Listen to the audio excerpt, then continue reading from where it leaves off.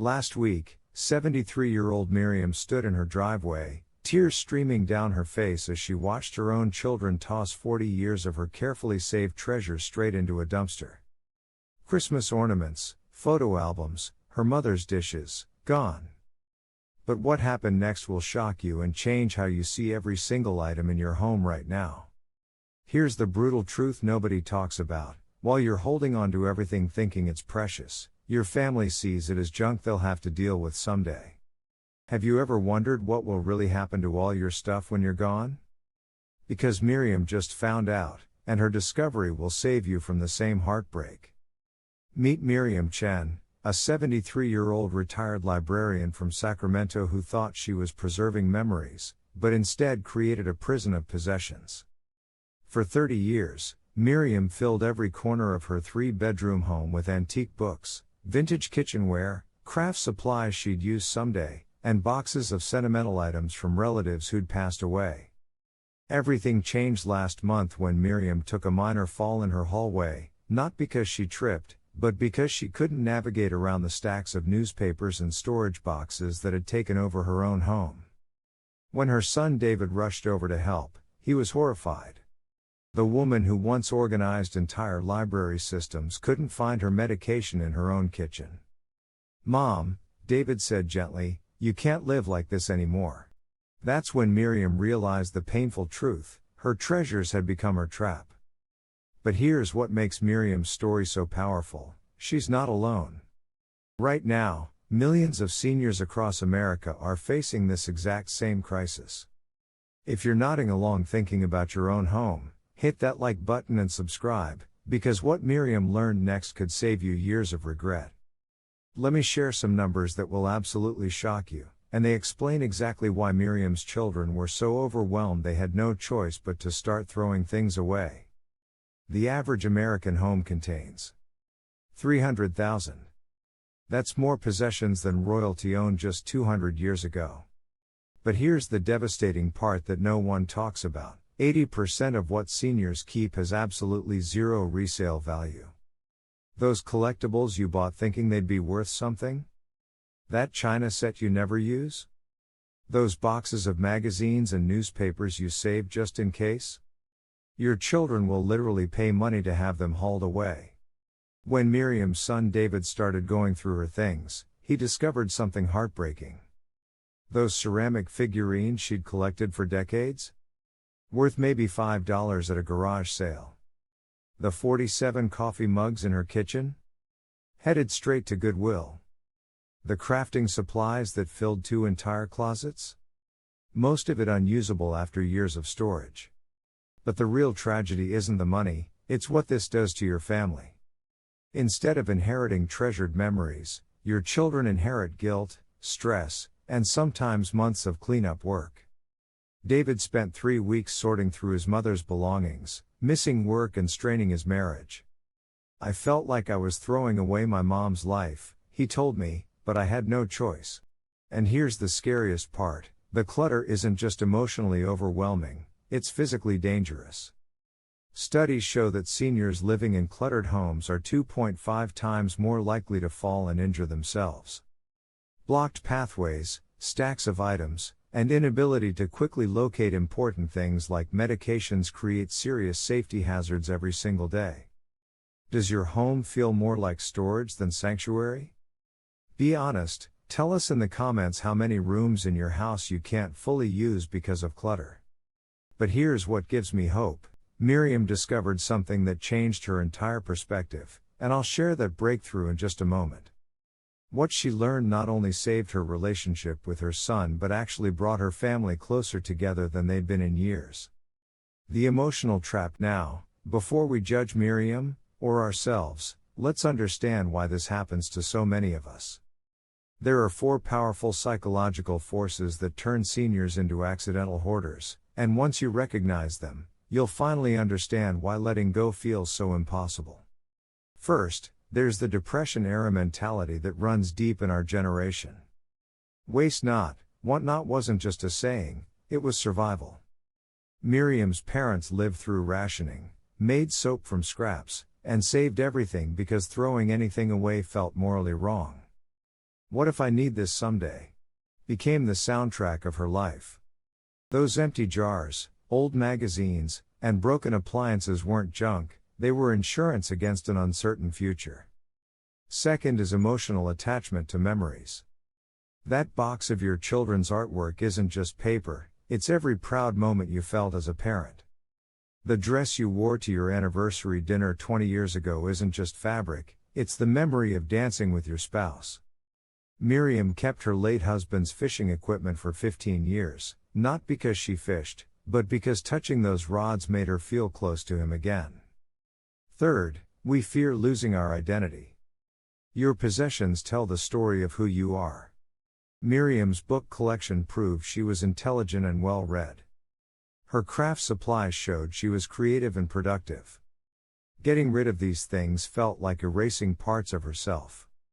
If I'm not the woman with the beautiful garden tools, who am I? She wondered. Fourth is guilt over wasted money. Every item represents a purchase decision, and throwing it away feels like admitting you made a mistake. Miriam had spent $200 on a bread maker she used twice. Donating it meant accepting that $200 was gone forever. So it sat in her kitchen, a daily reminder of poor judgment, taking up valuable counter space for 5 years. But here's where Miriam's story takes a dramatic turn. The night after her fall, she was sitting in her cluttered living room, frantically searching through piles of papers, magazines, and random items scattered across her coffee table. Her chest felt tight, her breathing was shallow, classic signs of a panic attack. She needed her emergency heart medication, but couldn't find it anywhere. For 20 terrifying minutes, Miriam dug through drawers stuffed with rubber bands, expired coupons, and mysterious keys to locks she couldn't remember. Her medication was finally buried under a stack of catalogs she'd been meaning to look through someday. That's when it hit her like lightning. My possessions aren't serving me, they're imprisoning me. Miriam realized she'd become a slave to her stuff. She couldn't cook in her kitchen because the counters were covered. She couldn't relax in her living room because every surface held piles of things. She couldn't even save her own life because her medicine was buried under clutter. I thought I was preserving my memories, she told me, but I was actually destroying my present. What's the one thing in your home you know you should get rid of but can't? Share below. You're not alone in this struggle, and admitting it is the first step to freedom. The next strategy Miriam used will surprise you. It's not what most organizing experts recommend, and it actually helped her keep the things that mattered most while creating space for the life she wanted to live. Number 1, the 80-20 rule for seniors. Here's the breakthrough that changed everything for Miriam, and it's based on a principle that will revolutionize how you see every single item in your home. It's called the Golden 20% Method, and it's rooted in a powerful truth. 20% of your possessions bring you 80% of your joy, while the other 80% of your stuff delivers only 20% of your happiness. Think about that for a moment. Most of what's crowding your home is actually stealing joy from your life, not adding to it. Miriam discovered this when her therapist asked her a simple question: if you could only keep 20% of everything you own, what would you choose? At first, Miriam panicked. But as she really thought about it, something amazing happened. The items that came to mind weren't the hundreds of books filling her shelves, they were specific treasures that made her heart sing every time she saw them. Her father's handcrafted chess set that he'd made in his workshop 40 years ago. The first edition copy of To Kill a Mockingbird that her husband had given her on their first anniversary. Her grandmother's rocking chair where she'd nursed all 3 of her children. These weren't just objects, they were portals to her most precious memories. But here's what shocked her: she realized she hadn't actually seen or touched most of these treasures in months because they were buried under piles of stuff that meant nothing to her. She had 200 books, but only 12 were truly special. She had 47 coffee mugs, but only used her favorite 2. She had 3 closets full of craft supplies, but only one project brought her genuine excitement. So Miriam applied the Golden 20% Method room by room. In her home office, she kept her father's chess set and donated 12 boxes of outdated reference materials that she'd never opened in 5 years. In her kitchen, she kept her grandmother's mixing bowls and gave away duplicate gadgets she'd forgotten she owned.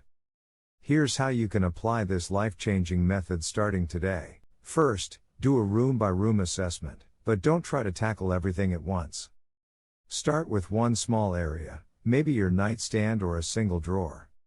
Ask yourself, what in this space actually brings me joy versus what's just taking up room? Second, use what I call the joy versus burden test for each item. Hold the object in your hands and pay attention to your body's response. Does your heart lift when you see it? Do you smile? Do happy memories flood back? That's joy. Or do you feel heavy, guilty, or stressed? Do you think I should use this more or I paid good money for this? That's burden. Third, for items you're unsure about, create maybe boxes. Don't force immediate decisions on emotionally charged possessions. Put questionable items in labeled boxes with today's date. If you don't open the box in 6 months, you have your answer, donate it without looking inside. The transformation in Miriam's home was immediate. She could finally see and enjoy her true treasures.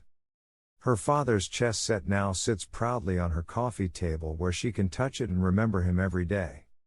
Her favorite books are displayed on a special shelf where she can easily reach them. What item in your home brings you the most joy when you see it or touch it? Let us know in the comments. I bet it's something simple and meaningful, not the expensive stuff you think you should treasure. But the method that shocked Miriam's family the most is coming up next. Instead of throwing things away or selling them, she found a way to turn her decluttering into the most meaningful gift she'd ever given her children and grandchildren. Number 2, the gift-forward philosophy. What happened next in Miriam's journey will bring tears to your eyes and completely change how you think about your possessions. She discovered something most people never realize: the most powerful way to honor your treasures isn't to hoard them, it's to share them while you're still alive to see the joy they bring. This is called the gift-forward philosophy, and it transforms decluttering from a painful loss into the most meaningful gift-giving experience of your life. Instead of your family inheriting your belongings after you're gone, wondering about their stories and significance, you become a living legacy, sharing not just objects but the precious memories that make them magical.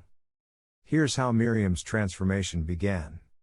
She was staring at her mother's cookbook collection, 23 recipe books filled with handwritten notes, food stains that told stories, and dog-eared pages marking family favorites. For years, these books sat untouched in a kitchen cabinet because Miriam was afraid of damaging them. But her 16-year-old granddaughter Emma had recently shown interest in cooking. Instead of keeping the books locked away for safekeeping, Miriam did something brilliant. She called Emma and said, "How would you like to spend Saturday learning to make great-grandma's famous apple strudel?" Emma was thrilled. That Saturday became pure magic. As they cooked together using her mother's actual recipes, Miriam shared stories Emma had never heard. How great-grandma would make strudel every Sunday after church. How the recipe came from Austria when the family immigrated. How Miriam's mother would let her lick the spoon, just like Miriam was letting Emma do now. When the strudel came out of the oven, perfectly golden and smelling like heaven, Miriam made a decision that shocked her family. She wrapped up the entire cookbook collection, along with handwritten cards explaining the story behind each book, and gave them to Emma right then and there. "Grandma," Emma said with tears in her eyes, "this is the most meaningful gift I've ever received." But here's what moved Miriam most: instead of the books sitting unused in a cabinet, Emma actually uses them. She's made 6 different family recipes in the past month, each time texting Miriam photos and saying great-grandma would be proud. This experience taught Miriam 3 powerful truths about meaningful possessions. First, objects without stories are just stuff, but objects with stories become treasures. Second, the joy of giving while you can witness the happiness is infinitely more satisfying than imagining how someone might feel about your things someday. Third, when you share the stories behind your possessions, you're not just giving away objects, you're passing down family history. Here's how you can start your own gift-forward journey today. Begin with monthly treasure-sharing sessions with family members. Pick one meaningful item each month and invite the family member who would most appreciate it to spend time with you learning about it. Cook with your grandmother's pots, play music on your father's guitar, or sort through photos using your mother's magnifying glass. Document the stories behind special items before gifting them. Write brief notes or record voice messages explaining why each piece is significant. Your granddaughter might love your jewelry, but knowing that the pearl necklace was your anniversary gift makes it infinitely more precious. Create photo albums of items before gifting them, so you can still enjoy the memories even after passing them on. Miriam photographed every cookbook with Emma before giving them away, and now she loves looking through those pictures and remembering their special cooking day. The transformation this created in Miriam's family was incredible. Her children stopped dreading the eventual task of cleaning out her house because she was actively sharing her treasures with purpose and joy. Her grandchildren began visiting more often, not out of obligation but genuine excitement to hear family stories and receive meaningful gifts. Have you ever given away something really special and felt amazing about it afterward? Share your story in the comments. I bet it felt better than any purchase you've ever made. The third strategy actually makes money while creating space, and it solved Miriam's biggest worry about all the money she'd spent on items over the years. Now here's where Miriam's story gets really exciting, and it's going to completely change how you think about all those expensive items you feel guilty about getting rid of. What if I told you that decluttering could actually put thousands of dollars back in your pocket? This is strategy number 3, the Senior Sell Smart System, and it's specifically designed for people our age who want to recoup some of their investments while creating space for better living. The key is learning to separate items with actual market value from items with only sentimental value, because they're rarely the same thing. Miriam learned this lesson when she hired an estate appraiser to evaluate her possessions. The results shocked her. Those ceramic figurines she'd collected for 20 years? Worth about $30 total. But sitting in her closet, forgotten for years, were first edition books that were worth $1,800. Her vintage Royal typewriter that she'd kept just in case computers stopped working? Worth $450 to collectors who restore them. The biggest surprise was her collection of 1960s costume jewelry that she'd dismissed as cheap stuff. Turns out, mid-century costume jewelry is having a major comeback with younger generations. What she'd paid $5 for at garage sales was now selling for $25 to $50 per piece online. Over 3 months, Miriam strategically sold items using senior-friendly methods, earning an incredible $3,200. But here's the beautiful part, she used that money to fund a cross-country road trip to visit old friends she hadn't seen in years. Instead of her possessions trapping her at home, selling them literally bought her freedom to create new memories. Here's how you can start your own Senior Sell Smart system today. First, focus on items with actual market value, not emotional value. Look for quality furniture from the 1950s-70s, vintage kitchen appliances that still work, first edition books, jewelry, even costume jewelry, collectibles that are actually rare, and tools or equipment in good condition.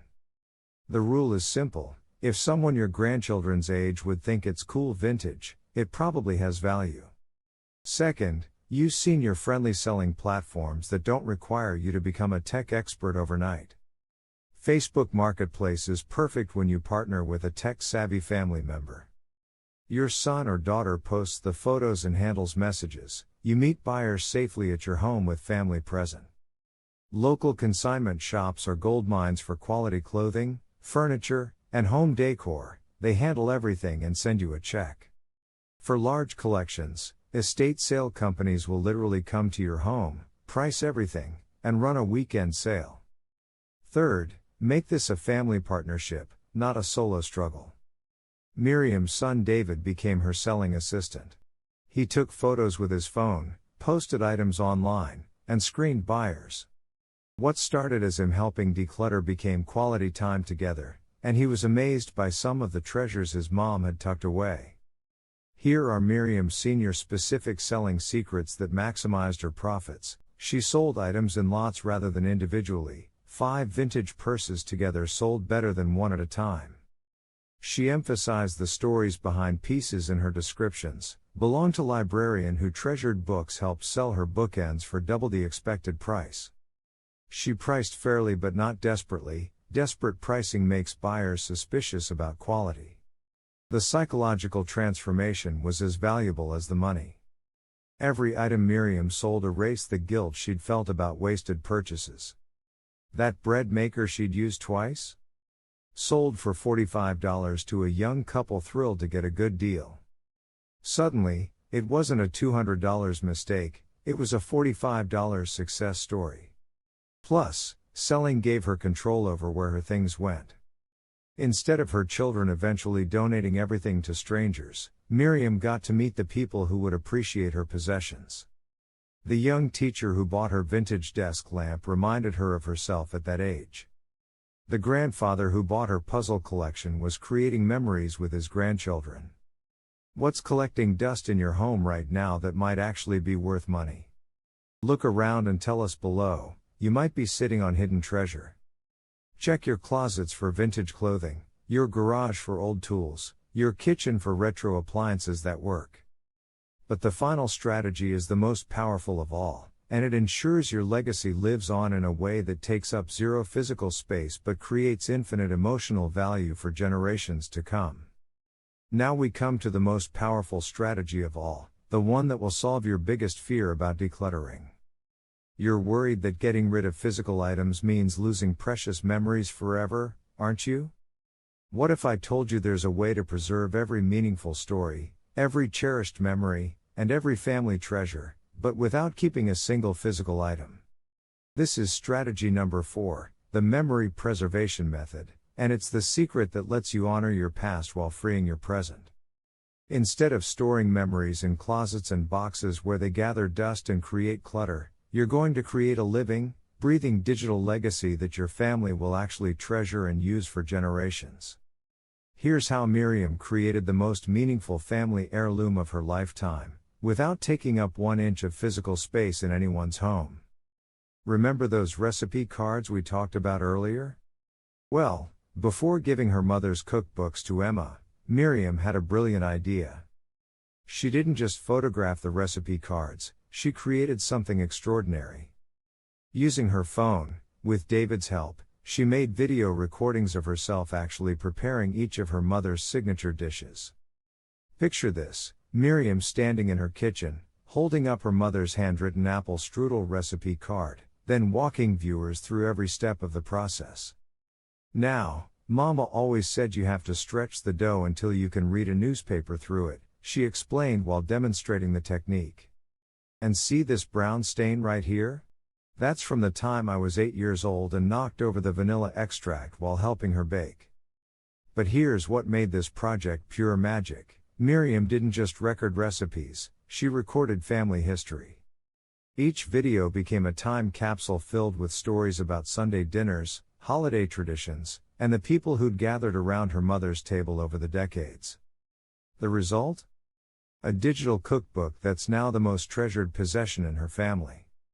Emma doesn't just follow the recipes, she watches her grandmother's videos while cooking, learning family stories she'd never heard before. Her cousins have asked for copies. Even Miriam's busy adult children find themselves watching the videos when they miss their mom, feeling connected to 3 generations of family cooking wisdom. This project was so successful that Miriam expanded it throughout her entire home. Here's how you can create your own memory preservation legacy starting today. Begin with photo documentation before letting go of meaningful items. But don't just take snapshots, create photo stories.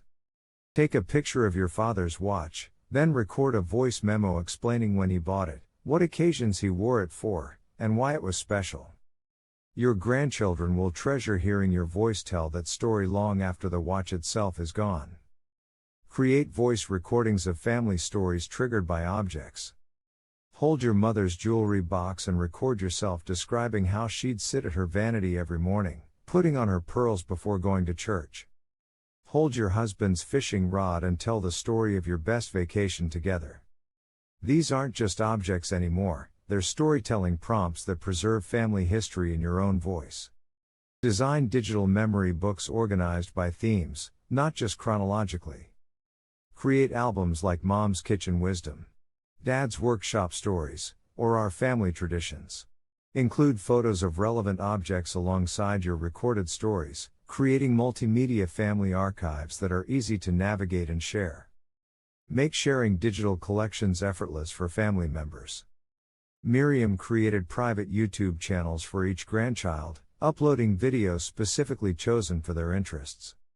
Emma got all the cooking videos, while her sports-loving grandson got recordings of Grandpa's baseball stories triggered by finding his vintage glove. The transformation this created was beyond anything Miriam had imagined. Her physical possessions had been sources of stress and guilt, but her digital memories became sources of joy and connection. Family members started requesting specific stories. Grandma, can you record the story about how you and Grandpa met? Tell us about what Christmas was like when Dad was little. Most importantly, Miriam discovered that recording these memories helped her process and appreciate her own life story. Looking through old photographs while telling their stories, she realized how rich and meaningful her experiences had been. The act of preserving memories for others helped her treasure her own journey. The practical benefits were immediate. Her physical space became peaceful and navigable, but her family's emotional connection to their heritage grew stronger than ever. Instead of leaving behind boxes of mysterious objects for her children to puzzle over, she was leaving behind a carefully curated library of family stories, complete with context, emotion, and her own voice guiding them through their shared history. What family story do you want to make sure never gets lost? Think about the tale that only you can tell, maybe about how your parents met, or what your neighborhood was like when you were young, or how your family survived difficult times. Share in the comments what story you'd want to preserve forever, and I'll bet other viewers will be inspired to start their own memory preservation projects. 6 months after that terrifying night when Miriam couldn't find her heart medication, her life looked completely different. She had cleared 75% of her home, transforming cramped, cluttered rooms into peaceful, navigable spaces where she could move safely and breathe freely. But the real transformation went far deeper than just decluttering. Miriam's mobility improved dramatically, no more dangerous obstacle courses to reach the bathroom at night. Her safety increased as emergency items became easily accessible. The $3,200 she earned from selling vintage treasures funded the cross-country trip to reconnect with old friends. Most importantly, her relationships with family completely changed. Instead of her children dreading visits to a cluttered, overwhelming house, they now gather regularly for game nights and Sunday dinners. Her grandchildren actually want to spend time there because the space feels welcoming, not chaotic. Emma uses great-grandma's recipes weekly, texting photos of her creations. David stops by to play chess using his grandfather's set, now prominently displayed on the coffee table. The family watches Miriam's recorded stories together, laughing at tales they'd never heard before. The most amazing thing, Miriam told me recently, is that I thought getting rid of my stuff would erase my memories. Instead, sharing the stories behind my treasures made those memories more alive than ever. 6 months later, Miriam's home became the gathering place for family celebrations again, not because it was full of stuff, but because it was full of laughter, connection, and space for the people who matter most. Your possessions should serve your life, not control it. Every item you release creates space for what truly matters: safety, peace, and precious time with loved ones. If this opened your eyes, hit that like button and share it with someone who needs this message today. What's your biggest decluttering challenge? Let us know in the comments, we read every single one. Subscribe for more life-changing advice designed specifically for your stage of life.